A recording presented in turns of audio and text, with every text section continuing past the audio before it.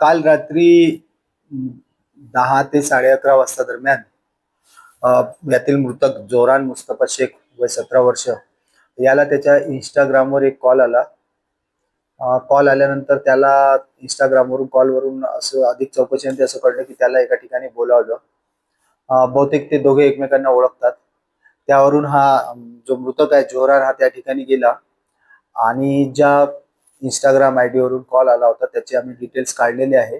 तो विधी संदर्शित बालकच आहे आणि त्याने त्या ठिकाणी घटनास्थळी वाजपेयी नगरमध्ये घटनास्थळी बोलावल्यानंतर त्या ठिकाणी त्याच्यावर धारदार शस्त्राने हल्ला करून त्याला गंभीर जखमी केले आणि जीवानिशी ठार मारले.